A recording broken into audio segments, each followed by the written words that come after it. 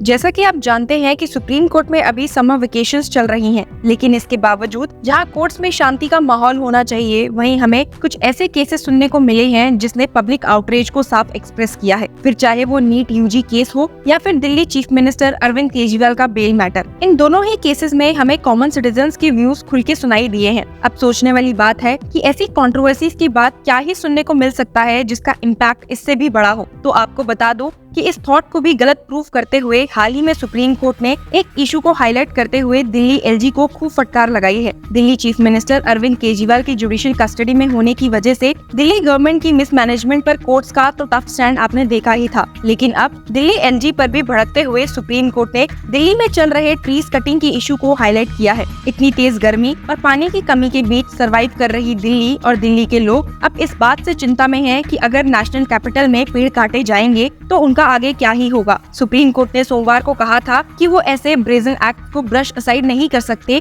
जो एनवायरनमेंट के डिस्ट्रक्शन में लीड करते हैं। Justice A S Oka and justice Ujjal Bhuyan की बेंच को कहते हुए सुना गया, if authorities are not performing their statutory and constitutional duties, the court has to give a loud signal to all authorities that the environment cannot be damaged in such fashion। सिर्फ यही नहीं, supreme court ने अपना shock इस बात पर भी express किया कि क्योंकि डीडीए एक लिटिगेंट है तो कैसे जुडिशियल ऑफिसर्स उनकी केस में मदद कर सकते हैं। इस बात को लेकर बेंच ने डीडीए काउंसिल की खूब क्लास लगाई और जब उन्हें पता चला कि ट्रीज फेलिंग के पीछे दिल्ली एलजी का हाथ है तो वो और भी भड़क उठे। दरअसल मंडे को सुप्रीम कोर्ट का vacation bench of justices Abhay S Oka and Ujjal Bhuyan एक सुओ मोटो कंटेम्प्ट केस सुन रहे थे जो DDA vice chairman Subhashish Panda के अगेंस्ट इनिशिएट हुआ था for felling of trees in Delhi ridge forest, जो सुप्रीम कोर्ट के ऑर्डर्स को वायलेट करता था। हियरिंग के दौरान सीनियर एडवोकेट मनिंदर सिंह, जो डीडीए वाइस चेयरमैन के बिहाफ में अपेयर हो रहे थे, उन्होंने बेंच के सवाल को एड्रेस किया कि क्या डीडीए का लीगल डिपार्टमेंट सुप्रीम कोर्ट के ऑर्डर्स जो MC Mehta versus union of India and others में पास हुआ था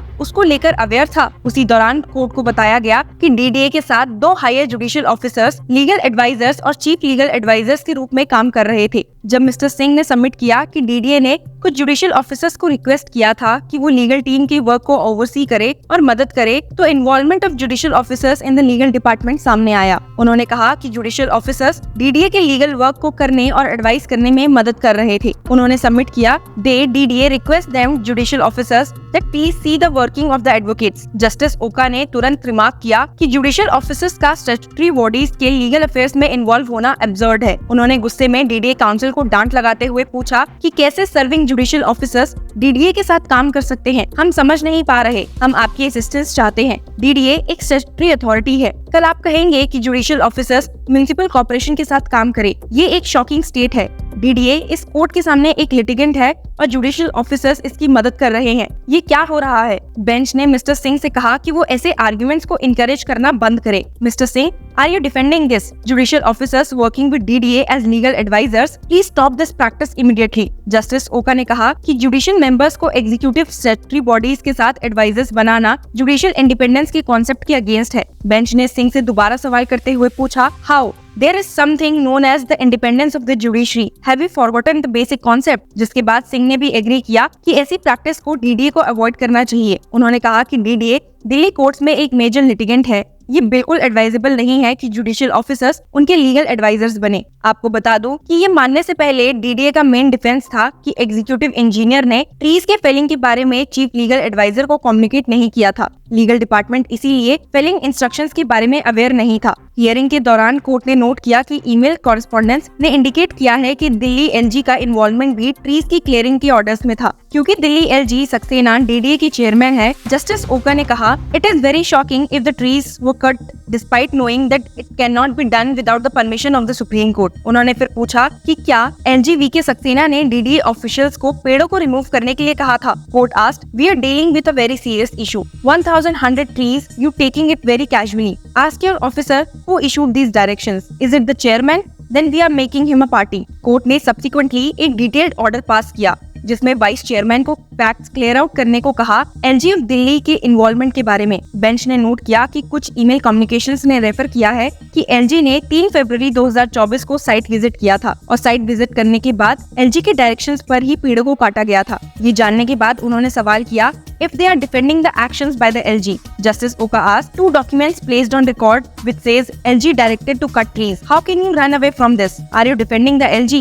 महेश जेठमलानी, जो DDA vice chairman Subhashish Panda के लिए अपेयर कर रहे थे, उन्होंने सवाल किया कि क्या एलजी को सुप्रीम कोर्ट द्वारा ट्रीज को प्रोटेक्ट करने के ऑर्डर के बारे में इन्फॉर्म किया गया था, जिसपे जस्टिस ओका ने कहा, in a lighter vein I have read that famous Sherlock Holmes story, The Secret, why the dog did not bark. आपको बता दूं कि यहाँ जस्टिस एक short story the adventure of silver blaze का जिक्र कर रहे थे, जिसमें एक घोड़ा चोरी हो जाता है लेकिन एक कुत्ता जो इसे देखता है रिएक्ट नहीं करता, क्योंकि ये एक इनसाइड जॉब होती है। कोर्ट का कहना था, we are trying to find out the truth and we expect better assistance from the DDA. We are paying to know what kind of valuable trees have been felled. इसके बाद court ने DDA vice chairman से पूछा कि क्या LG visit का कोई official record है कि उस मीटिंग में क्या हुआ। कोर्ट ने कहा, we need a clear statement of facts from the VC because if what is indicated in the emails is correct then the felling of the trees was on the directions by the LG. We expect the DDA to come clean on this aspect. Court को hearing के दौरान submit किए गए एक affidavit पढ़ने के बाद bench ने नोट किया कि एफिडेविट में डीडीए वाइस चेयरमैन की तरफ से ये लगता है कि पूरे जिम्मेदारी ऑफिसर्स पर डाली गई है। कह रहे हैं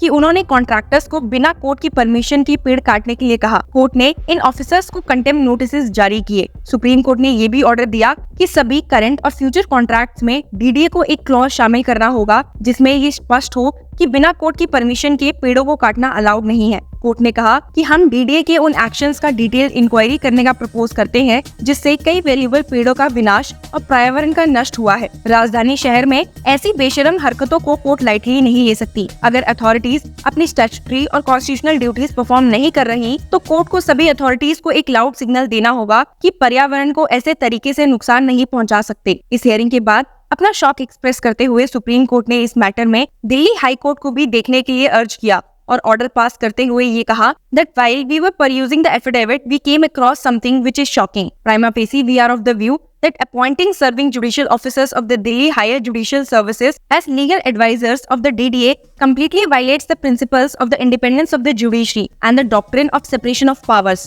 Apart from this, the DDA is a major litigant in courts in Delhi. We expect the Delhi High Court to take appropriate action on this aspect. Supreme court ने आगे डायरेक्ट किया कि एक कॉपी रजिस्ट्री के द्वारा registrar general of the Delhi high court को भी forward की जाए, जो इसे तुरंत honourable acting chief justice of the Delhi high court के सामने रखेंगे। उन्होंने ऑर्डर में और कहा कि हम उम्मीद और ट्रस्ट करते हैं कि डीडीए अपने आप इस प्रैक्टिस को इमीडिएटली डिसकंटिन्यू करेगा। कारण सिंपल है, इन सर्विंग जुडिशियल ऑफिसर्स को दिल्ली के कोर्ट्स में एक मेजर लिटिगेंट के लीगल एडवाइजर्स अपॉइंट नहीं किया जा सकता। सुप्रीम कोर्ट ने अब नेक्स्ट इस मैटर पर सुनवाई वेडनेसडे के लिए फिक्स की है। तो आपने देखा कि कैसे ट्रीज कटिंग के इशू ने सुप्रीम कोर्ट के सामने और भी कई ऐसे मुद्दों को लाकर खड़ा कर दिया है जिसको देखकर वो तो शॉक में है ही, लेकिन इसने हमें सच में जुडिशरी की इंडिपेंडेंस पर एक बड़ा सवाल फिर से उठाने पर मजबूर कर दिया है। आपको इस हैपनिंग पर क्या कहना है? Tell us in the comment section and keep following law Chakra for more such news and legal update.